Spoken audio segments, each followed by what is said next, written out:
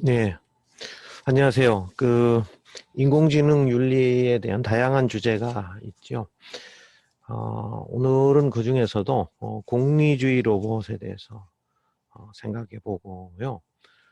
또 그 외에도, 과연 그 로봇이 윤리적 존재가 될 수 있는가, 로봇에게 윤리가 이제 뭐 필요한가 하는 뭐 그런 좀 근원적인 생각을 한번 좀 해보고자 하고, 그 다음에 물론 공리주의 로봇 할 때는 여러분 그 트롤리 딜레마라고 그래서 지금 요새 자율자동차에 관련된 그런 재밌는 그런 딜레마가 있어요. 그래서 한번 굉장히 재밌다라는 표현을 했는데 사실은 굉장히 생각해 볼 게 많은 그런 어, 윤리적인 그런 질문을 던지는 그러한 딜레마가 되겠죠.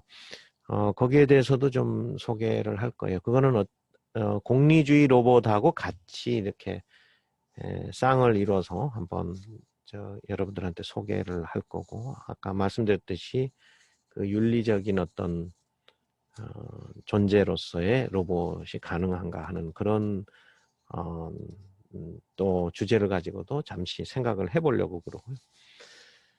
여기서 무슨 크게 이제 학술적으로 어떻게 뭐 이런 이론이 있고 저런 이론이 있고 하는 것보다는 여러분들에게 이런 주제가 있다. 또 한번 여러분들에게 이번 강의 동영상을 통해서 한번 그런 주제에 대해서 한번 여러분들이 한번 생각해 볼 수 있는 그런 시간을 갖고자 하는 것이 또 주된 목적이고, 지식 전달보다는 여러분들이 좀 뭔가 강의가 끝나고 나서 정말 로봇, 공리주의 로봇, 정말 윤리적인 로봇 이런 게 가능한가? 뭐 이런 식의 여러분 이야기를 좀 할 수가 있겠어요. 그러고 그렇다면은 제 강의가 좀 성공한 거고, 그런 생각이 들고 자꾸 관심이 가져지게 된다면요. 그 다음에 이제 포스트 휴머니즘, 이것도 이제 우리 어, 상당히 이 로봇이라든가 뭐 인공지능 이런 쪽하고 관련이 굉장히 깊은 그런 주제고, 그래서 그것도 이제 한번 다뤄보려고 그러고, 끝으로는 지금 과학의 그런 결국은 낙관성하고 비관성, 두 가지 측면이 다 있는데, 그 두 가지에 대해서 끝으로 한번 또 좀 생각해 보고자 하는 그런 시간을 갖고자 합니다. 자, 그래서 처음에 지금 이제 공리주의 로봇이 이렇게 나오는데요. 여러분, 이 공리주의는 여기 써진 대로 maximizing benefits, minimizing sacrifices 이렇게 돼 있어요. 그래서 만약에 이런 상황이에요. 보트를 탔는데 거기에 이제 10명의 그 사람이 있는데 한 사람이 물 속에 던져야 보트가 가라앉지 않고 다 살 수 있는 거예요. 대신에 한 사람이 죽어야 돼요. 그런 상황이 있다. 그 대신에 한 사람도 안 죽으려고 그러고 다 바둥바둥 해가지고 10명이 내가 다 살겠다고 보트에 남아있다면은 그냥 10명이 다 물에, 배가 가라앉아서 죽게 돼요. 그러면 여러분 벌써, 이런 상황은 어떻게 해결을 해야 된다 하는 게 벌써 이제 머릿속에 들어오죠. 분명히 이거는 최소한 9은 살아야 될 거 아니에요. 그러면 한 명이 죽어야 되는 그런 상황이죠. 물론 그런 상황이 뭐 이렇게 뭐 극단적인 그런 상황이 우리 살면서 발생을 꼭 한다 이런 거는 아니지만 상당히 윤리적인 그런 많은 이제 생각하게 하는 것들이 있죠. 그러면 중요한 거는 그럼 한 명을 한데 누가 죽느냐 이런 문제가 또 있는 거죠. 그럼 누가 죽느냐? 나이 많은 사람이 죽어야 되냐? 살 만큼 살았으니까. 예. 뭐 아니면은 사회적으로 그런 영향력이 굉장히 큰 사람이 있고, 뭐 어떤 사람은 이제 교도소에서 나온 지 얼마 안 된 사람이다. 그러니 교도소 나오면 안 된 사람이니까 너가 먼저 죽어라. 뭐 이렇게 할 거냐? 아니면은 우리 레이디 퍼스트를 할 거냐? 약간 여자들이 먼저 살고 남자들이. 그래서 여러분 그런 질문들이 참 아마 어려운 선택을 해야 하는 그런 순간들이 있어요. 중요한 거는 maximizing benefits. 그러니까 뭔가 이 이득을 최대화하고 희생은 최소화하는 거. 그래서 10명 다 안 죽고 1명만 죽고 또 9명이 살아날 수 있는 그런 길을 분명히 우리 인류는 택할 거고, 또 그런 의미에서 보면 공리주의는 희생이 존재하더라도 많은 사람을 살리고 보자. 이런 주의다고 보면은 돼요. 그런데 그게 이제 벤덤이 이걸 주장을 했죠. 그래가지고 이 벤덤이, 그러니까 왜 이 공리주의 로봇이 왜 이렇게 크게 이슈가 되냐 하면은 뒤에 이제 트롤리 딜레마라는 그 자율주행차에서 나오는 그 딜레마를 교수님이 설명하면 이제 더욱 그게 명확하게 되는데요. 하여튼 이 공리주의는 이렇게 많은 사람을 살려야 된다. 작은 희생을 가지고요. 그렇기 때문에 민주주의의 사실은 근간이 되는 건 뭐냐 하면 여러 가지 뭐 우리 또 인권도 얘기도 하고 뭐 다양한 뭐 민주주의 그 원리, 자유를 얘기도 하고 뭐 여러 가지 얘기를 하지만은 사실 지금 민주주의의 그런 모든 제도적인 이런 거를 보면 특히 이제 선거나 뭐 이런 쪽을 생각을 하면 뭐 100% 공리주의 영향을 받았다 보면 맞아요. 왜냐하면 민주주의의 원칙은 다수결이에요. 그래서 예를 들어 대통령을 선거를 해서 뽑아도 표가 다수가 나온 가장 많은 표가 나온 후보자가 대통령이 되죠. 그래요. 물론 그래서 민주주의는 문제도 있긴 있어요. 어떤 사람은 정말 제대로 판단할 수 있는 사람은 사실 그 사람 한 표는 한 표가 아니라 100표, 1000표, 10,000표가 될 수도 있어요. 그런데 이건 아무 생각도 못하고 오히려 그 해가 되는 그런 사람이 잘못 판단하기 일수인 그런 사람에게는 그건 한 표도 안 줬으면 좋겠다 하는 생각이 들 때도 있죠. 그런데 그렇게 되는 게 아니에요. 뭐 죄수도 한 편이고 뭐 사회적으로 영향력이 있는 사람도 한 편이고 제대로 판단하는 사람도 한 편이고 제대로 판단 못하는 사람도 한 표고 다 그래요. 그게 이제 민주주의의 어찌 보면은 민주주의의 그런 안 좋은 점일 수도 있고요.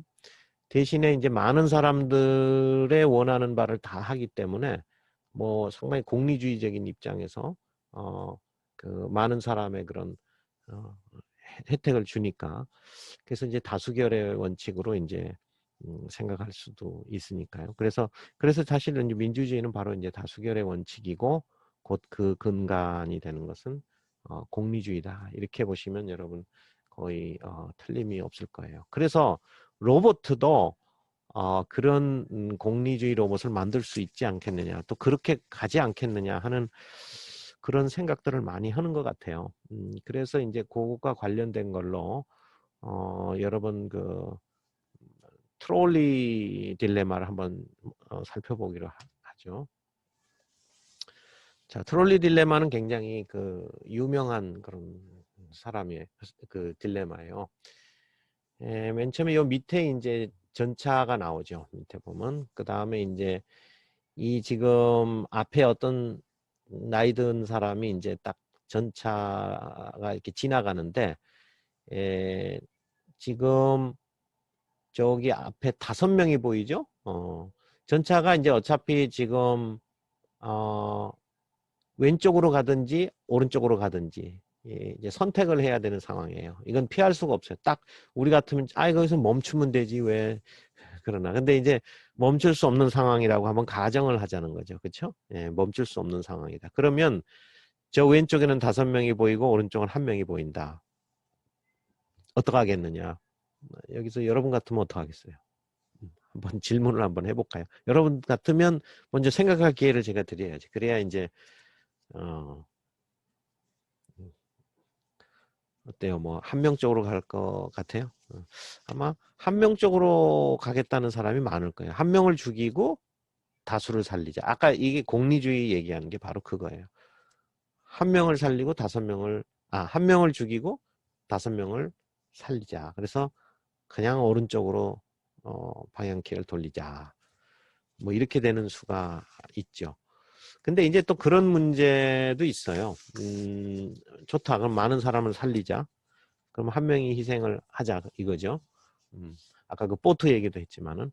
그런데 그 죽는 사람이 누가 돼야 되느냐 하는 문제가 있을 수도 있다. 그죠. 보트 같은 데서는 여기는 지금 한 명을 택할 수가 없지만 요 6명이죠. 5명하고 한 명 더해서 6명인데 요 6명 중에서 이렇게 한 명인데 그 여기서 그 중에서 택하는 건 아니죠. 여기는 한 명은 확실히 이쪽에 정해져 있고 이제 5명은 저쪽에 있으니까. 그럼 여러분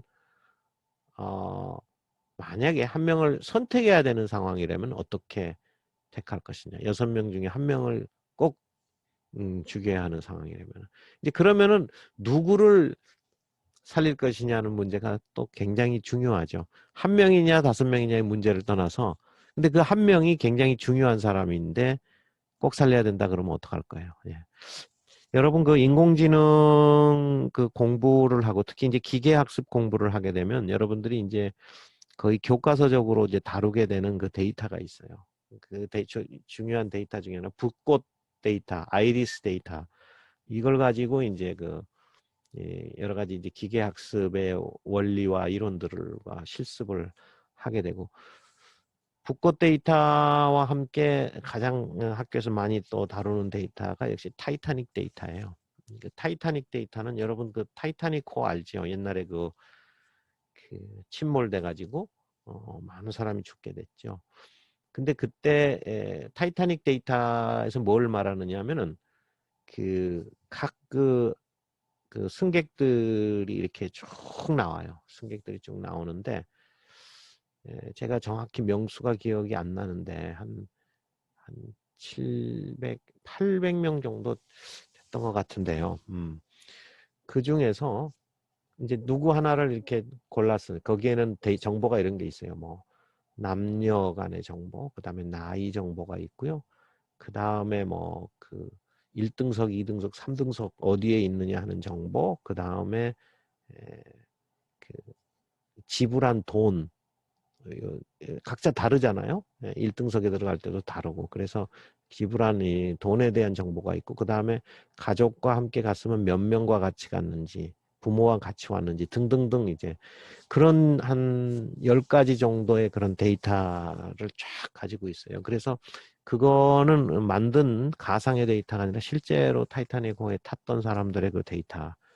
그러면 그걸 기초로 해가지고 그런 지금 말씀드린 그걸 우리가 피처라고 그러죠, 흔히. 근데 이제 그 피처 값들이 있고 그 값들을 중심으로 해서 과연 이 사람이 서바이브냐 아니면 살아있느냐 살게 되느냐 죽게 되느냐 이제 이거를 이제 예측하는 거죠. 그러니까 쉽게 말해서 뭐 이 사람의 나이는 얼마고 뭐 남자냐 여자냐 또 이런 정보 있잖아요. 그리고 1등석에 탔다 뭐 했다 뭐 했다 이런 정보를 딱 제공을 했을 때 이 사람이 살아 있겠느냐 아니면은 이 사람은 죽겠느냐를 예측해 보는 거죠. 그런 이제 인공지능의 그 기계학습에서 상당히 그 유명한 그 타이타닉 데이터를 이용한 그, 그 지도학습 슈퍼바이즈드 러닝 그, 그 학습 그 방법이 있거든요. 여러분 거기 보면은 제가 그걸 보면서 느꼈는데 타이타닉 코에 탄 것 중에 유독 딱 눈에 띄는 게 하나가 있어요. 보면은 딱 2가지가 나오더라고요. 여자들이 많이 살았어요. 여자들이 산 게 70 몇 프로로 제가 기억해요. 70 몇 프로. 그리고 남자들은 얼마요? 30%인가 그래요. 굉장히 그때 제가 강의를 하고 학생들 이렇게 하다 보니까 그렇게 차이가 나더라고요. 그래서 그때는 이제 레이디 퍼스트가 작용을 했구나. 그게 하나의 윤리적인 기준이죠. 모르겠어요. 이게 조선시대, 우리 한국 같으면 어떻게 됐을지 모르겠어요. 조선시대 같았으면 무슨, 그, 그 아버지 먼저 살아야 되는 건지, 아니면 모르겠어요. 그거는 어떤 결정이 날지는 모르겠는데, 정말 타이타닉호에 보면서, 여성들 먼저, 연약한 여성들 먼저 살리자. 그랬는데, 그게 굉장히 그때 서양이니까 그 생각이 굉장히 강했는지 하여튼 아니면 남자들이 내가 희생하겠다 하고 근데 서양도 가부장적인 거거든요. 그 시대에는 좀 더. 그래서 아마도 가부장적이긴 하면서도 우리가 짐작컨대 가부장적인 걸 하면서도 남자는 자기 가족에 대한 책임감, 사회에 대한 책임감이 강해서 이런 일이 있을 때는 내가 먼저 희생해야 된다. 비록 집안에서는 뭐 자기가 가부장처럼 이렇게 뭐 대통령처럼 군림을 하더라도 실제로 그런 급박한 상황이 왔을 때는 내가 먼저 희생을 해야 된다 하는 그런 생각이 있지 않았나 하는 생각을 제가 갖게 됐어요. 그리고 또 한 부류가 뭐냐면은 이제 16세 이하의 한번 그 아이들을 한번 데이터를 뽑아보자 그랬더니 두 명인가 빼고 15명인가 정도 되는데 2명 정도 빼고 다 살았어요. 그래서 여기는 나이 어린 그 아이들을 다 살리는 뭔가가 있구나. 그래서 이런 그 딜레마가 있어요. 거기 딜레마가 없겠어요? 누구는 뭐 살고 싶지 않겠어요? 누구는 뭐 죽고 싶고 뭐 그렇겠어요? 그건 실제로 일어난 상황이니까. 근데 그 데이터를 보게 되면은 정말 사람은 뭔가 그 사회를 움직이는 힘 같은 걸 제가 알게 됐어요. 이 사회는 이렇구나. 제가 아까 말했던 남자가 모든 걸 지배한다 하고 그런 사회였지만 막상 정말 그런 상황이 됐을 때는 남자들이 다 자기들이 희생해 버리더라 하는 거예요.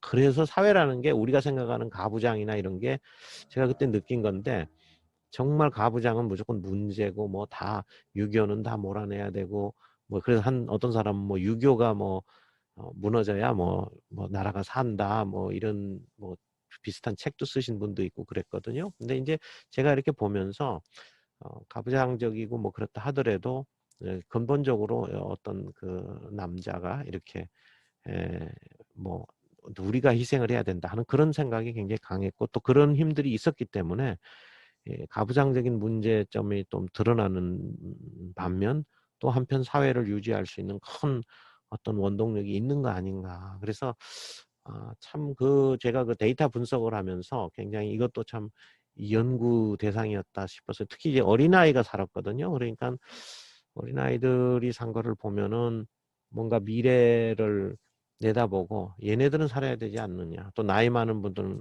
우리 살 만큼 살지 않았느냐 하는 어떤 그런 예, 생각들이 있잖아요. 그것이 바로 어떤 사회를 존속하게 하는 어떤 인간들의 그런 윤리가 뭔가 속에 있다.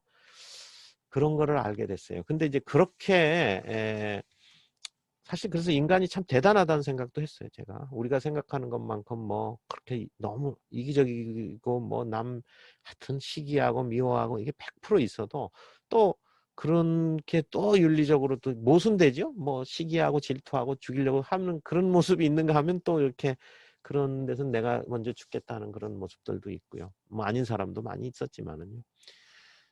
그런 좀 인간의 그런 좀 모습을 제가 좀 보게 됐고요.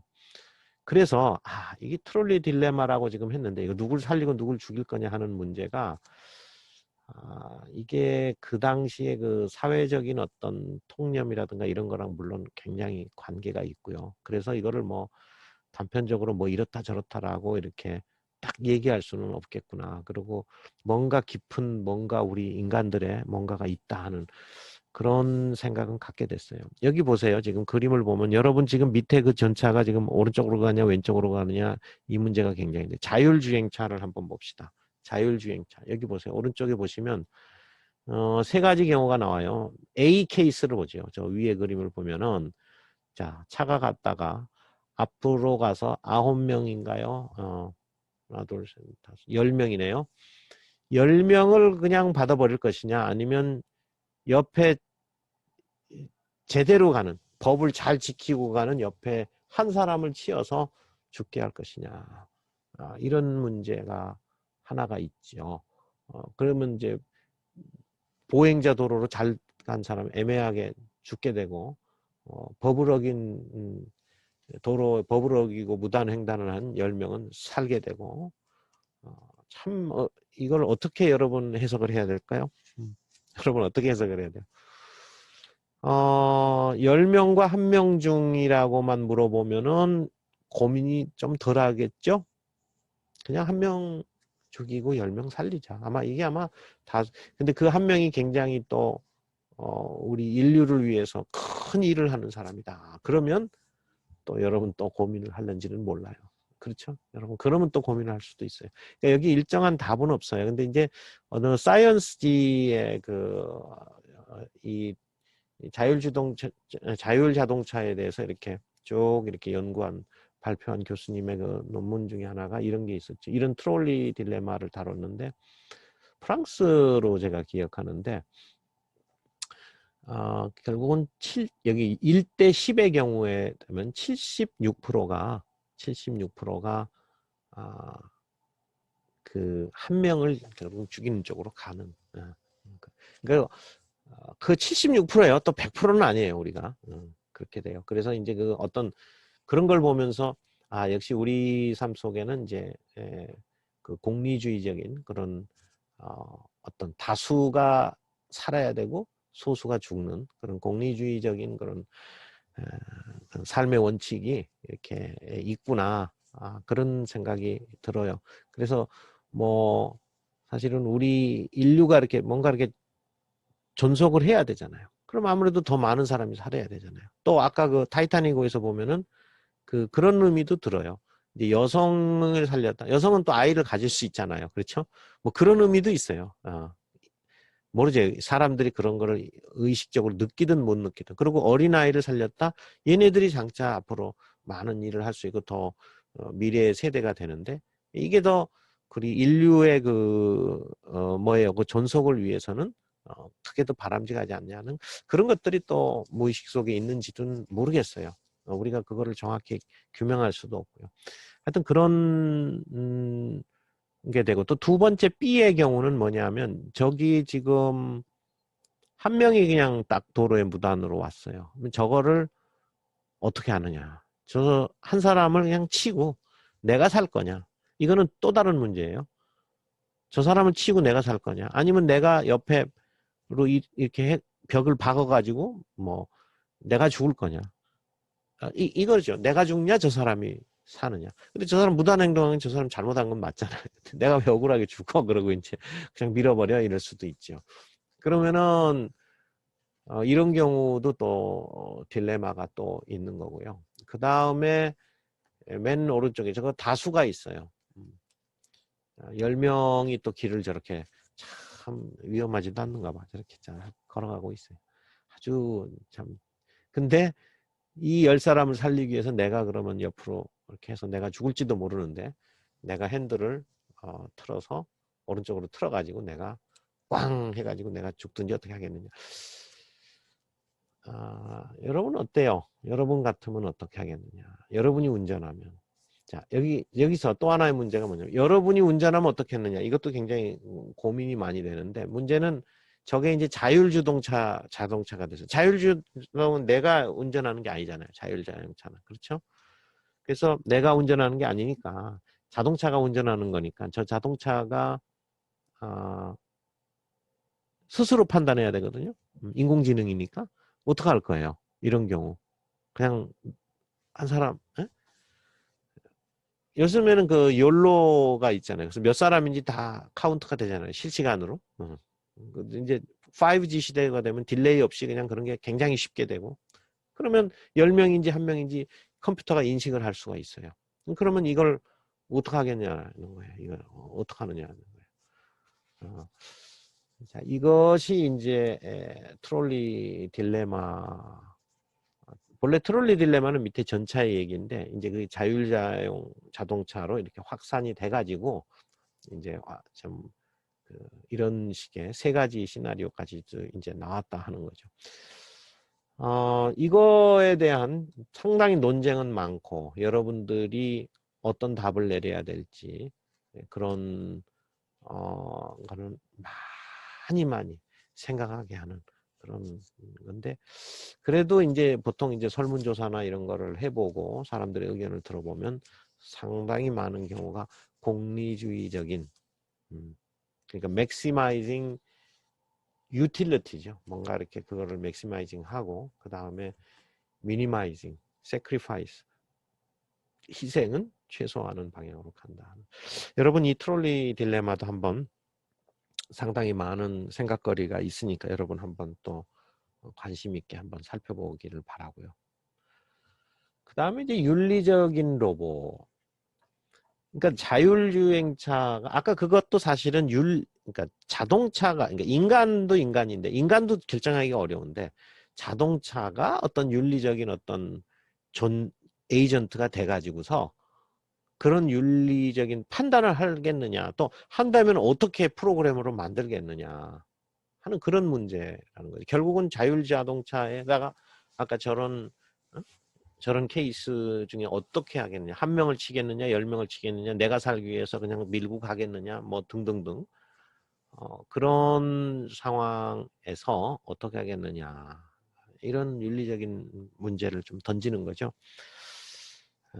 그래서 윤리적인 인공지능 또 윤리적인 로봇, 인공지능 자체에다가 윤리를 부여할 수 있느냐, 부여 안 되면 공리주의적인 저런 걸 부여해야 되겠느냐.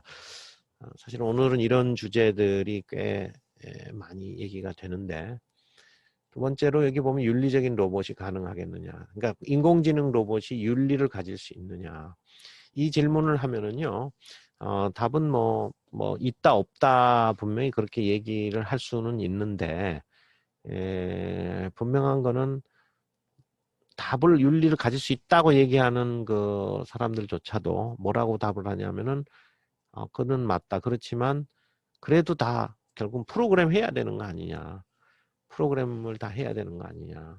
그렇게 볼 수도 있어요. 그런데 꼭 그렇지만도 않아요. 꼭 그렇지만도 않아요.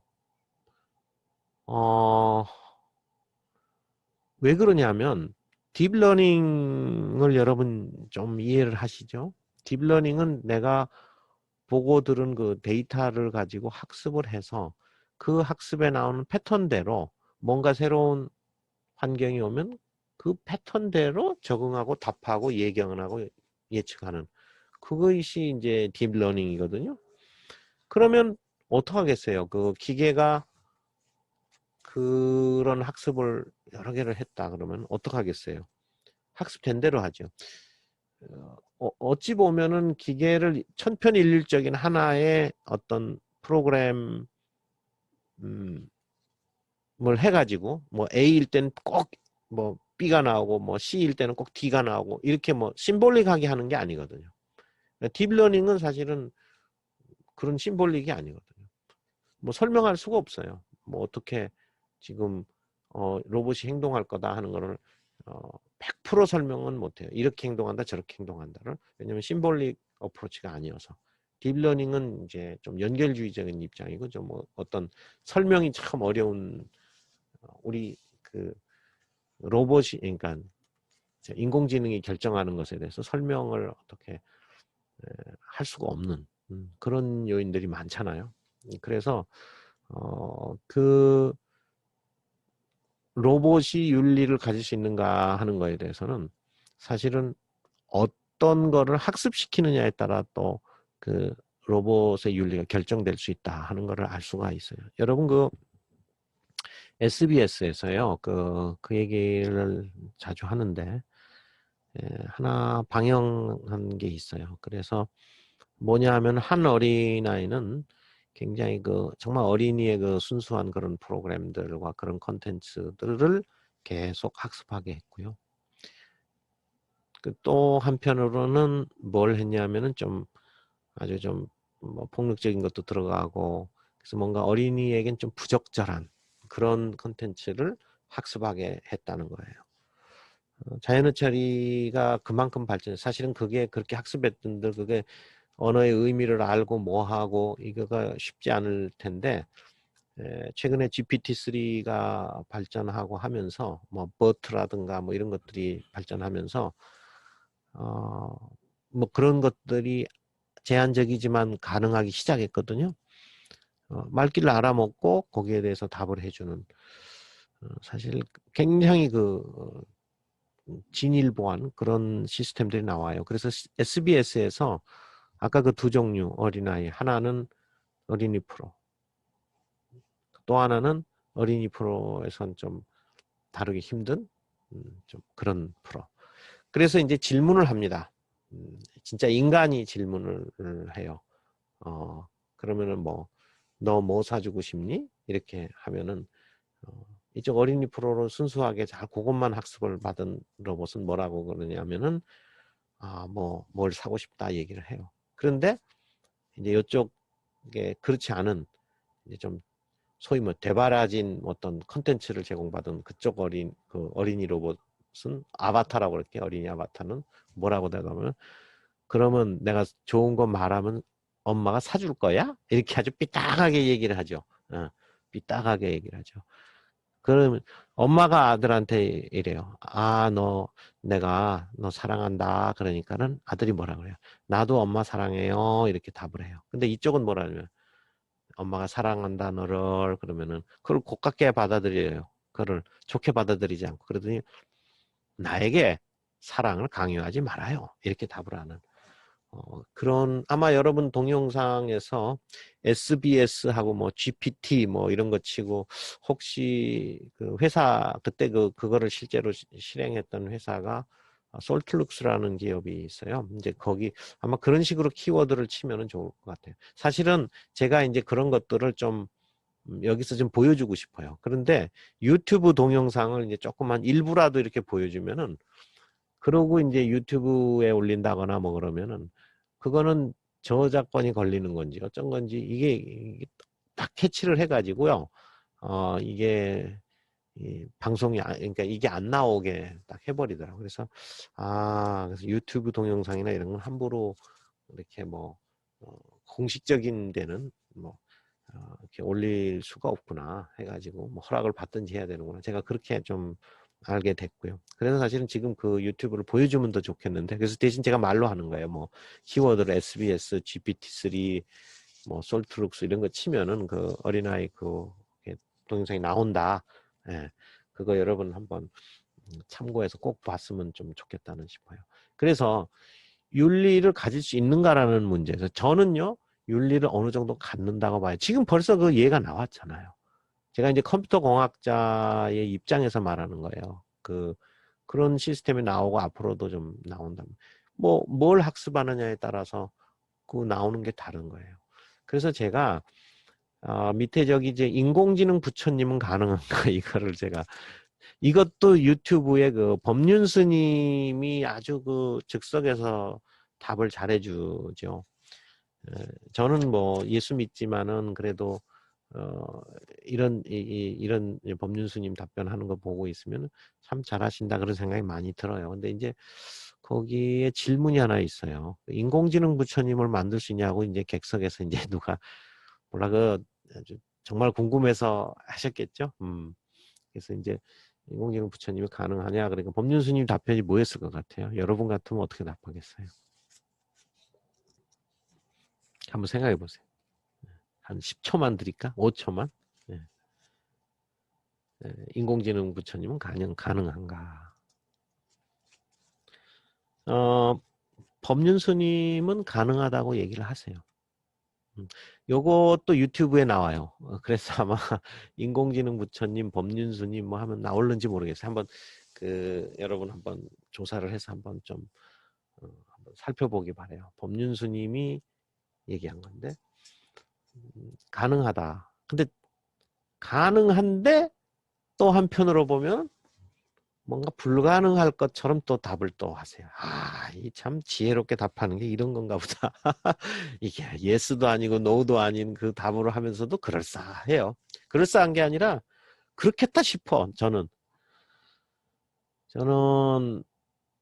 왜 가능하냐면 지금 딥러닝으로 하고 뭐 하면 다 되지 않느냐. 아까 저 어린아이가 그렇게 뭐 엄마 나 사랑한다. 그러니까 걔도 나도 사랑해요. 근데 또 다른 걸 학습한 애는 사랑을 강요하지 말아요. 뭐 이렇게 말하고도 하고 충분히 가능하다는 거죠.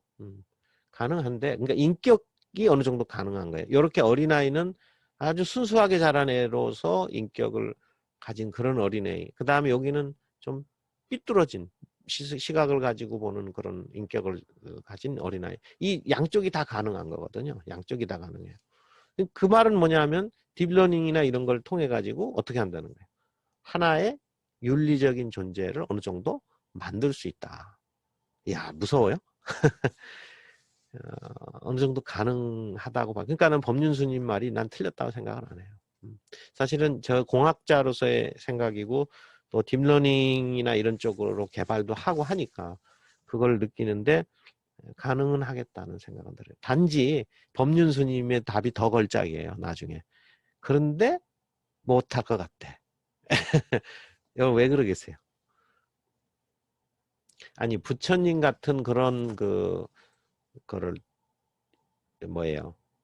에, 그런 윤리 또 인격을 가진 로봇을 만들려면 학습을 뭐예요? 부처님이 하신 그 삶의 모든 데이터와 말과 이거를 그 뭐예요? 그 모아서 그것만 학습을 해야 되잖아요. 근데 그게 아니라 그런 사람이 별로 없다는 거죠. 그러니까 딥러닝은 뭐예요? 데이터가 많아야 뭐 딥러닝을 하는데 데이터 자체가 부족한 거라 이거죠. 그러니까 참 명답이다 그런 생각이 들었어요. 야, 어떻게 저렇게 지혜롭게 답할 수 있을까? 가능하다. 그러나 데이터가 작아서 못하겠다.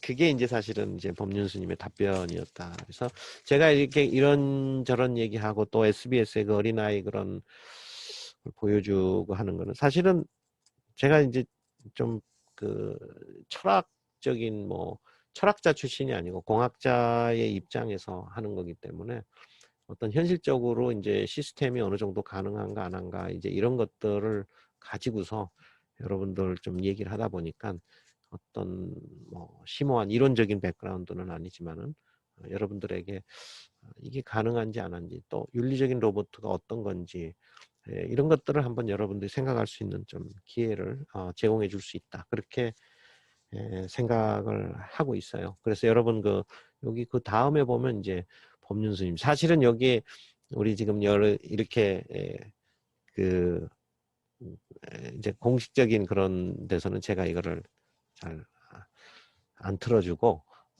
그러니까 이게 지금 좀 비공식적인 자리면은 요걸 딱 클릭을 하면 법륜스님 사진을 클릭하면 이분의 동영상이 나와요. 예, 하여튼 저렇게 생긴 분이죠. 예, 여러분 아마 많이 뭐 가끔씩 TV나 뭐 유튜브에서 보셨을 거예요. 그 다음에 이제 또 그 로봇이 윤리를 갖느냐는 문제, 그 앞에서 뭐 공리주의 로봇이 가능하냐, 뭐 인공지능이 윤리가 가능하냐, 뭐 이런 얘기가 나왔는데 또 하나가 또 뭔가 뭐예요? 윤리를 갖는다, 로봇은 윤리적인 존재다. 그 말은 무슨 말이에요? 무슨 말이에요? 거의 인간과 로봇이 또 인간과 인공지능이 동격화되는 듯한 그런 느낌 안 받으세요? 맞지요. 동격화되는 느낌을 받아요. 지금 사실 이 포스트 휴머니즘이라는 주제도 뭔가 그런 거를 암시하는 주제. 사실은 오늘 이 주제들이 보면은 인공지능이 거의 인간과의 그런 동격의 의미로 가는 그런 거를 내포하는 그런 주제들을 사실은 무서운 주제들을 다루고 포스트 휴머니즘이 왜 그런지 트랜스 휴머니즘이 왜 그런지도 제가 이제 설명을 좀 드리려고 그래요. 근데 그래서 누군가 그런 얘기를 했어요. 인류에 있어서 정말 쇼킹한 사건은 두 가지가 있다. 뭐 두 가지만 있겠어요. 여러 가지 있겠죠. 근데 이제 쇼킹한 사건이 두 가지가 있다. 첫 번째 사건이 뭐냐 하면은 바로 진화론이다. 왜 그런겠어요? 왜 진화론이 첫 번째 쇼킹한 사건이었나? 사람이 만물의 원장이고 최고인데 동물 어디서 우리가 이제 아메바부터 시작을 해가지고 뭐 어떻게 진화해서 원숭이로 오고 또 원숭이에서 인간으로 진화. 결국은 뭐예요? 우리 원숭이 보면 우리 조상님입니다 하고 절해야 되잖아요. 결국은 동물과 인간이 동격화가 돼버리고 말아요. 그래서 인간은 인간으로서의 그 만물의 영장이 돼야 되는데 그 진화론 이렇게 보고 있으면 뭔가 동물과 동격이라고 얘기는 안 하지만은 어떤 그런 의미가 내포돼 있단 말이에요. 그래서 굉장히 많은 분들이 이제 또 진화론은 그런 문제 제기를 하는 이유 중에 하나가 종교적인 이유도 있고 또 하나는 뭐예요? 동격으로 이렇게 그런 쇼킹한 게 그럼 첫 번째 동격이 진화론에서 나왔죠. 인간과 동물이 동격이다. 그런 의식을 갖게 인간에 대한 그런 정의를 내리는 그 경계가 확실히 무너져 버린 거죠. 그러면 두 번째 쇼킹한 게 뭐냐 이거죠. 두 번째 쇼킹한 거. 그럼 뭐 지금 벌써 말을 많이 했잖아요. 두 번째 쇼킹한 거는 아무래도 로봇 또는 인공지능, 기계. 결국은 기계하고 인간이 동격이 돼 버렸어요. 그 전에 뭐 자동차, 뭐 그 전에 있던 자동차라든가 그 전에 있던 뭐 포크레인이라든가 뭐 이런 기계 믹서기도 있고요. 가정에 뭐 냉장고 있고 이런 것들이 우리랑 뭐 동격이라는 생각은 안 하잖아요. 뭐 기계지 뭐 그냥 기계에 무슨 인격이 있나. 근데 인공지능이 되면서 이게 뭔가 이게 그런 흐름이 잡힌다. 그래서 조금 전에 그랬잖아요. 과연 로봇이 이 윤리를 가질 수 있느냐 하는 그런 문제. 그 교수님 얘기한 바 그대로 아니에요. 실제로 그 시스템이 구현되잖아요. 그리고 법륜 스님은 또 만들 수 있다고 하잖아. 그러면서 부처님 데이터가 없어서 못 만든다고 하시지만은 그래도 만들 수는 있다. 부처님이 많으면 만들 수 있다 하는 거 아니에요. 여러분 그렇게 됐는데 이 포스트 휴머니즘하고 트랜스 휴머니즘 쪽에 가도 그런 게 조금씩 암시가 돼 있다. 이렇게 봐도 뭐 아마 여러분 좀 과언이 아니다. 근데 트랜스 휴먼, 그러니까 포스트 휴머니즘이라는 건 굉장히 그 휴먼이라는 건 굉장히 그 다양한 그런 견해들이 많이 있어요. 이게 뭐냐면 휴머니즘 이후잖아요. 포스트라는 거는 그렇죠. 그 이후인데 언제부터 이런 생각이 나왔냐면 이건 뭐냐면은 유전자 정보 그러니까 이제 게놈 그 지도가 이렇게 다 이렇게 풀려지고 그 다음에 이제 그런 쪽의 연구들이 분자생물학 쪽의 연구들이 굉장히 발전할수록 결국은 유전자 조작이 또 가능하잖아요. 유전자 치료뿐만 아니라 그렇죠. 그래서 뭐 다음 세대를 뭐 내가 원하는 사람 만들 수도 있지 않나 하는 뭐 그런 생각을 하는 경우도 나오고 그래서 뭐 우리가 이제 하나님이 창조를 했지만 우리 인간이 또 우리 인간을 제2의 창조를 할 수 있다는 그런 생각마저 갖게 됐었고요. 사실 포스트 휴먼이 나온 것들이 이제 그런 바이오 테크놀로지의 큰 발전이 있었겠죠. 오히려 인공지능보다도 유전자 이런 그 기술이 이렇게 발전하면서 그게 한 80년대, 90년대 이렇게 되면서 그때 이제 포스트 휴머니즘이 나오기 시작했거든요. 그래서 이제 그 유전적으로 굉장히 그 강화되고 향상된 인간. 예. 그렇잖아요. 사람이 점점 자기 강하고 좀 좋은 그런 인간을 계속 만들고 싶다. 뭐 그런 생각 안 들겠어요? 그러면 이제 계속 그런 인간이 될 거다. 유전자 치료도 있고. 또는 이제 유전자뿐만 아니라 이제 어떤 전자장치와 결부된 사이보그 같은 존재. 그러니까 나가 태어났는데 만약에 내가 이제 뭐 그 장기나 이런 것들이 이제 만약에 문제가 되면은 뭐 그거를 이제 인공장기로 갈아치우고 뭐 그러면서 생명이 뭐 200세, 300세 이제 간단 말이에요. 그러면 이것이 뭐 과연 어떻게 해석을 해야 되느냐 이거죠. 내 몸은 몸인데 나중에 가면 이제 다 갈아져 있어. 인공장기가 있고 뭐 인공으로 뭐가 있고 뭐 다 그렇게 돼 있. 심지어는 요즘에는 그 다리가 이제 무릎 이하가 이렇게 절단이 됐는데 거기다가 이제 그 의족을 넣죠. 근데 의족이 굉장히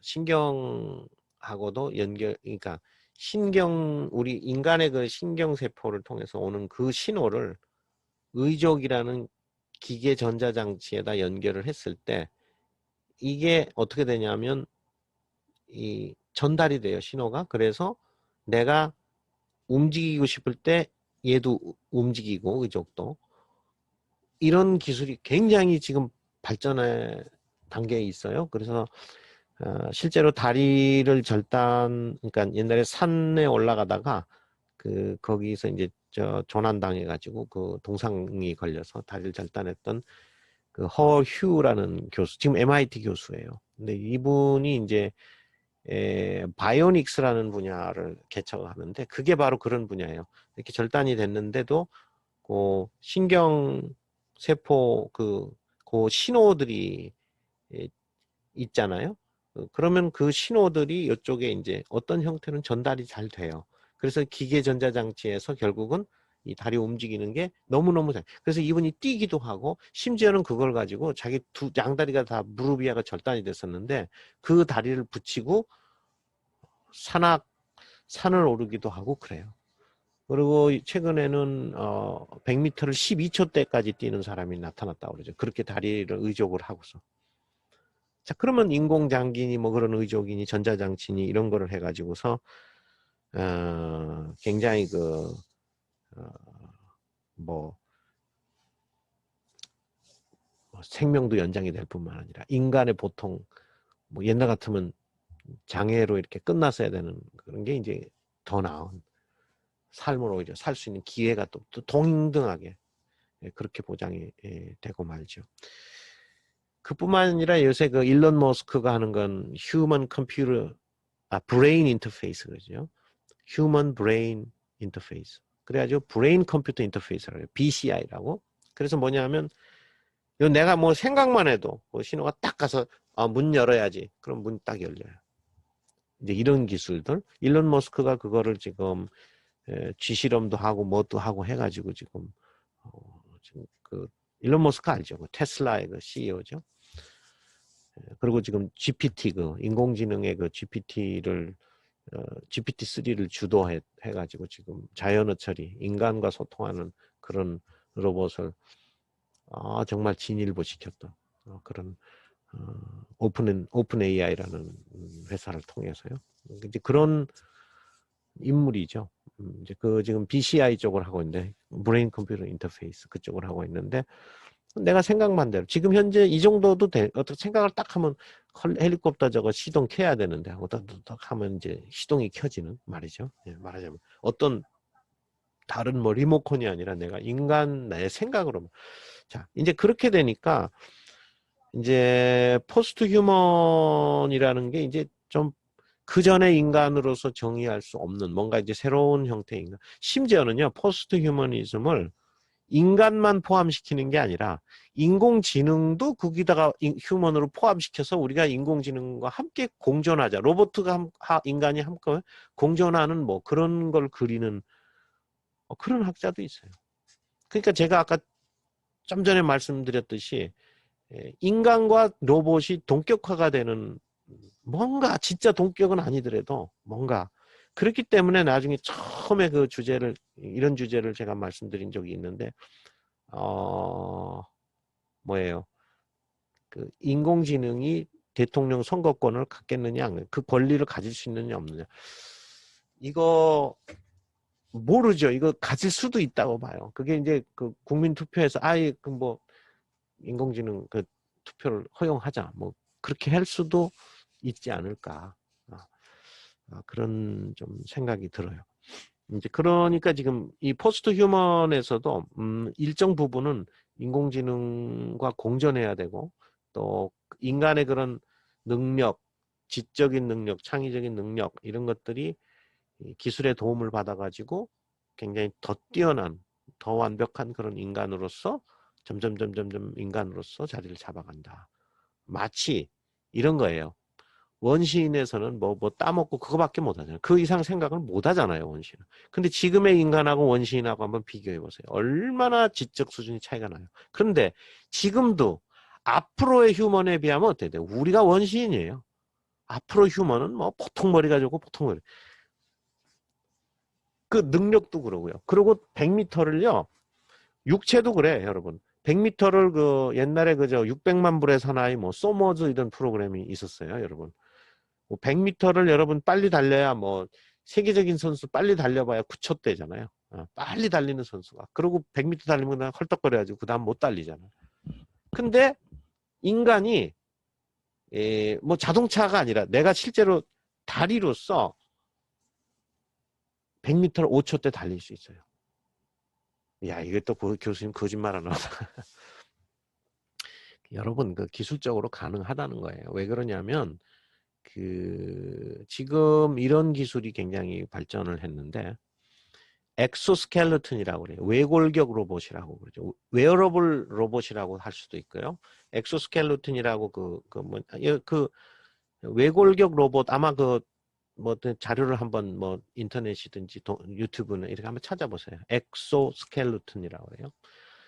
그러면 그건 뭐냐면 거의 힘이 없어가지고 다리나 이렇게 움직이기도 힘들어하는 사람이 있어요. 근데 이제 그 움직이기도 힘들어하는 사람인데 그래도 근육에 힘은 있어요. 근데 자기 몸을 예를 들어 50kg다, 60kg다 그러면 그 몸을 움직여서 그거를 지탱하면서 할 힘이 없어서 그러지. 그렇다고 그 사람이 힘이 없는 건 아니에요. 약간의 힘은 만약에 자기 몸이 10kg였다 하면 움직일 수 있는데 이거 50kg라 못 움직여. 그러니까 10kg만 움직일 수 있다 하면 나머지 자기는 20%만 힘을 주고 어떤 다른 보조 장치가 자기를 거들어서 이렇게 같이 이렇게 말이죠. 웨어러블 바깥에 쌓은 그게 이제 엑소스켈레톤이죠. 엑소스켈레톤이 있어가지고 나에게 이렇게 그 힘을 준단 말이죠. 그렇게 되면은 나는 20%의 힘, 얘가 80%의 힘을 해서 내가 비록 몸이 50kg, 60kg지만 걸어간다 이거예요.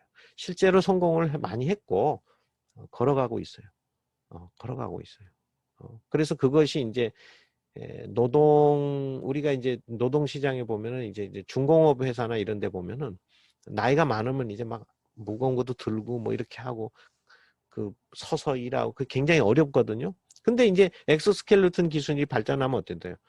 그, 서, 그냥 의자에 앉을 필요도 없어요. 딱 그러면 지가 알아서 딱 받쳐주고 무거운 거 있으면 내가 이거 들고 있으면 나는 10% 20%만 힘주면 80%를 얘가 도와주는 거예요. 그게 뭐 바쁘사고. 그러면 뭐예요? 100m 5초 못 달리겠어요?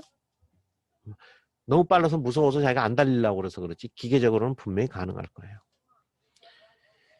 이제 그 포스트 휴머니즘이라는 거는 어떤 그런 뭐 철학적인 어떤 그런 이야기보다도 여러분 지금 휴머니즘 이후에 인간이 어떻게 바뀌냐 하는 거를 좀 예를 들어서 설명을 해줘야 되고요. 그런 식으로 이제 좀 여러분들한테 지금 말씀을 드리는 거고 여기서 이제 트랜스 휴머니즘이라는 게 나오는데 트랜스 휴머니즘이라는 거는 이것도 마찬가지예요. 포스트 휴머니즘의 뭐 서로 다른 거다. 뭐 포스트 휴머니즘 가기 전 단계다. 아니면 뭐 그 포스트 휴머니즘의 뭐 일종이다. 뭐 여러 가지 얘기를 할 수 있는데 이거 이제 중요한 거는 뭐냐면은 하여튼 이 과학기술이 발전해서 뭐 비슷한 개념이에요. 그 인간의 그 건강 수명 또는 정신건강 또는 두뇌 이런 것들이 계속 발전한다는 거예요. 상당히 낙관적인 견해들이 많은 거죠. 그래서 여기에는 또 하나가 있어요. 인간은 그래도 굉장히 이성적으로 잘 이제 계몽주의가 옛날에 있었잖아요. 그렇게 하면은 결국은 잘 될 것이다 하는 그런 게 기저에 깔려 있는 그런 휴머니즘이라고 볼 수가 있는데 사실은 이런 게 이제 일장일단이 있어요. 이런 생각이 뭐 맞을 수도 있고요. 근데 이제 이성에 대한 어떤 절대적인 신뢰, 인간의 이성에 대한 절대적. 그래서 계몽주의. 근데 이제 우리가 세계 2차 대전이 일어날 때 보면은 가장 이제 우리 인간이 이제 과학이 막 발전하고 막 그러니까 그때는 뭐 산업혁명이 일어난 직후잖아요. 그러니까 인간이 이성적으로 이렇게 하고 과학도 발전시키고 뭐 없던 전기가 갑자기 나오고 뭐 에너지가 생기고 막 어휴 이게 뭐 보통 발전하는 게 아니거든요. 그러니까 이게 인간은 굉장히 그런 이성의 그런 엄청난 그런 확신. 그런데 거기서 그만 문제가 하나 터졌어요. 이성은 믿을만하다 그래놓고 무슨 문제가 터졌어요? 히틀러의 등장이죠. 그러니까 독일이 굉장히 철학의 나라고 그런 아주 대단한 나라지만은 독일이 그만 하나의 오점을 남기죠. 그게 바로 히틀러의 등장이죠. 그래서 가장 뭐 계몽주의 철학이니 뭐 가장 이성적이고 뭐 이런 게 중요시 했었는데 그런 순간에 그만 뭐 그런 히틀러 같은 그런 괴물이 이제 존재하게 되는. 그래서 과연 이성적인 그런 것을 완전히 우리가 그렇게 좀 믿을 수 있느냐. 그런 또 회의가 없는 건 아니에요. 그렇지만 분명히 보면은 포스트 휴머니즘과 트랜스 휴머니즘은 분명히 보면은 상당히 그런 우리 인간에 대한 그런 옵티미스틱한 그런 생각을 많이 가지고 있다 하는 그런 정도 여러분들이 좀 생각을 하고, 우리가 또 지금 사는 인공주의 지능의 그런 시대라는 거는 뭔가 그런 로봇과도 공존해야 되고, 로봇과 인간이 어쩌면 동등하게 헷갈리면 가지고 뭐 동등하게 생각할 인간은 없을 것 같은데, 그래도 현실적으로는 뭔가 그리고 또 로봇한테도 나중에 밀려가지고 내가 뭔가 그것 때문에 고민하고 갈등하는 그런 시대가 오지 않았나, 그런 생각이 좀 들어요. 다시 말하면 인간이 뭔지 그 정의 자체, 또 인간은 바로 이런 거다, 만물의 영장이다부터 시작해서 인간에 대한 어떤 정의가 있는데 이거 자체가 굉장히 경계가 허물어지는 듯한 그런 시대, 그런 시대가 바로 포스트 휴머니즘의 시대고 트랜스 휴머니즘의 시대다. 그래서 교수님이 이제 끝에 이제 과학을 보는 두 관점, 이걸로 이제 마무리를 이번에 지으려고 하는데, 비관주의와 낙관주의가 다 있어요. 과학의 발전으로 인해서 우리 삶의 그런 사고방식, 행동양식 이런 것들이 상당히 바뀌죠. 과학 때문에. 특히 인공지능 때문에는 엄청나게 바뀔 걸로 믿어요. 근데 그 바뀌는 것이 이제 뭐 다 좋아요. 좋은 관점으로 될 수도 있고 나쁜 관점으로 있어요. 예를 들어 이제 과학을 낙관주의냐 비관주의. 우리나라 같은 경우는 굉장히 비관적이었죠. 옛날에 조선시대 같은 경우. 예를 들어 김정호가 말이지 그 대동여 지도잖아요. 우리나라에 이거를 지도를 그렇게 만들었으면 어때요? 낙관적인 견해가 있으면 야, 이 지도가 있으니까 이제 우리나라는 뭐 여기는 산이니까 산은 어떻게 개발하고 뭐는 어떻게 하고 강은 여기 있네 어떻게 하고 뭐 우리가 만약에 적군이 쳐들어오면 요걸 이용해 가지고 여기서는 작전을 여기서는 이렇게 세우고 저기서 얼마나 좋아요. 낙관적으로 생각하면. 근데도 비관적으로 생각하면 뭐예요? 이 정보가 일본 외놈의 손에 들어가면은 우리나라가 완전히 초토화되고 뭐 어쩌고 막 실제로 그때 이제 비관주의가 더 강했지요. 그래서 이제 그분이 이제 제가 알기로는 감옥에 간 걸로 알고 있는데, 하여튼 뭐 그런 거 하다가 뭐 감옥에 가는 사람 한두 번 본 게 아니기 때문에 세상이 그렇잖아요. 그래서 이제 낙관주의와 비관주의가 있다. 우리가 사실은 노벨이 그 다이너마이트를 이렇게 발명을 했을 때 무슨 생각을 했겠어요? 이야, 이걸로 가지고 저기 저 산 밑에다 저걸 탁 터뜨리면 터널 파는데 좋겠다. 그렇게 생각한 게 노벨의 그 생각 아니었어요? 근데 그거는 낙관지. 근데 결국은 어떻게 돼요? 어떻게 사용했어요? 살상용으로 2차 대전 때 보면은 많은 사람을 이제 죽이는 그런 도구로 다이너마이트. 사실 그렇게 많이 사용됐죠? 그렇게 사용됐잖아요. 그래서 이제 우리 과학과 윤리 이쪽의 관점에서 보면은 그런 거를 갖다가 뭐 낙관주의, 비관주의를 떠나서 과학 기술의 uncontrollability. 그래서 어떤 조절의 상실, 조절을 못한다 이거죠. 예를 들어 이제 와서 과학 발명한 사람이 야 다이나마이트 사람 죽이는 대로 다 썼어? 쓰지 마. 그런다고 안 씁니까? 한 번 그렇게 된 건 써요. 인공지능? 나 안 해. 예를 들어 구글이 선언을 해. 나 인간적으로 도저히 이거는 이제 인간 파멸의 길로 가니까 나 이제 로봇 안 만들어. 그러면 구글 자기가 안 만들면 안 만들지. 옆에 뭐 페이스북 뭐 마이크로소프트 뭐 아마존 이런 애플 이런 데 가만히 있나요? 삼성도 가만히 있나요? 아니지. 우리는 저거 경쟁자 하나 안 한다고 우리가 좋아하겠죠. 오히려. 한번 이렇게 기술이 발전하기 시작하면은 정말 어떤 때는 악마로 변해버릴 수도 있고요. 그래서 사실 일론 머스크 스스로가 그 얘기를 했잖아요. 이제 자연어 처리나 이런 걸 하면서 우리가 악마를 소환하고 있다. 본인이 그렇게 얘기를 하잖아요. 그런 거예요. 그런 게 있는가 하면 또 한편으로 보면 우리의 삶에 편리한 그런 면이 있다 하는 거예요. 근데 여러분 어떤 쪽이든 야 이게 기술이 발전하니까 뭐 이렇게 좋잖아요. 뭐 미국도 하루 만에 가면 갈 수도 있고 비행기로 가잖아요. 뭐 전화하지. 저는 신기해요. 뭐 이렇게 어떻게 이렇게 예? 그 통신이 돼가지고 미국에 있는 서버에 있는 데이터가 어떻게 이거 뭐 몇 초 만에 그냥 다 오는지. 그리고 프락시 서버를 둬가지고 여기다 뭐 부산 있는데 프락시 서버가 있거든요. 그러면 유튜브 동영상 보면 본부는 저 미국에 있든지 뭐 중국에 있든지 어디에 있든지 뭐 하더라도 본부는 미국에 있지. 그러면 그 데이터가 어떻게 그냥 동영상이 탁 하면 그렇게 금방 나. 이 프락시 서버 둬가지고 하는 거거든요. 그냥 그런 기술들이 정말 신기하지 않아요? 전기가 왜 들어오는지. 우리의 삶에 엄청난 그 큰 영향을 준 것은 사실이죠. 그래서 굉장히 낙관적인 그런 견해도 있지만 또 산업혁명을 일으켰지만 또 너무 이성을 믿다가 보니까 또 히틀러 같은 그런 괴물이 또 존재할 수도 있고 인생이 그래요. 그래서 여러분 과학은 저는 낙관도 비관도 아니라고 생각을 해요. 그래서 지나친 인공지능에 대한 비관적인 생각도 마시고요.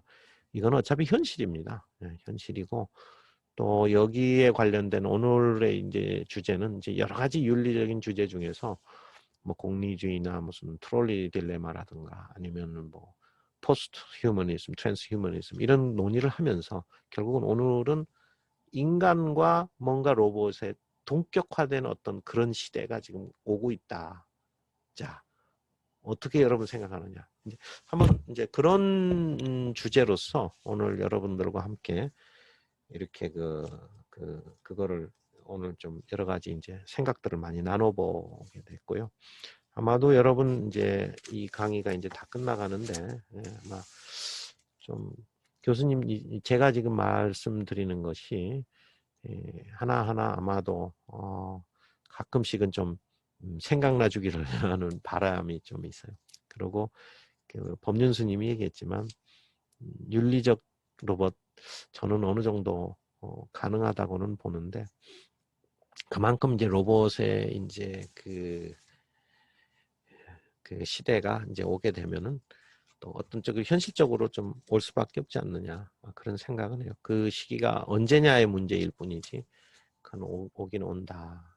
그거는 그래서 이제 그런 점을 제가 얘기를 하니까 여러분들도 한번 그거를 비관적으로만 생각할 건지 낙관적으로만 생각할 건지 한번 고민해 보시고 또 그러면서 다가오는 현실은 분명히 온다. 그런 현실이 온다. 또 하나의 현실 늘 말했듯이 우리 100살 이상 산다는 현실. 그거는 현실이에요. 그거는 내가 아유 나 100살까지 살기 싫어. 뭐 이렇게 나 피하는 그거는 염세주의로밖에 안 되죠. 그러지 말고 적극적으로 수용하고 뭐든지 거기서 우리가 인간의 정말 어떤 본연의 인간은 뭔가 또 자꾸 고민하면서 지금의 인간이 또 미래엔 원시인 수준이 된다는 거. 그래서 정말 또 인간은 또 발전해 나간다. 어떤 형태? 그럼 하여튼 이런 기술 발전과 함께 또 우리 인간도 기술에 점령 안 당하려면은 기술보다는 더 나은 인간이 돼야 되잖아요. 그러면 옛날의 원시인이 지금의 지성인과 비교할 수 없듯이 지금의 지성인이 이제는 또 다른 미래의 관점에서 보면 원시인이 된다 하는 거를 아시고 정말 이제 인공지능 시대에 로봇이 인간과 동격화되는 이러한 시대가 오는 것에 대해서 두려워할 것도 없고 또 뭐 환영할 필요도 없고 이거는 현실적으로 그걸 받아들이고 우리가 거기에 맞게 어떻게 대처하느냐 굉장히 중요한 것 같습니다. 자, 오늘은 이러한 결국은 로봇이 인간이 될 수 있는가 하는 주제예요, 사실은. 로봇이 인간이 될 수 있는가 그런 주제로 가지고 이렇게 좀 얘기를 해봤습니다. 예, 그러면 여기까지 하고 여러분 1시간 동안 고생하셨어요.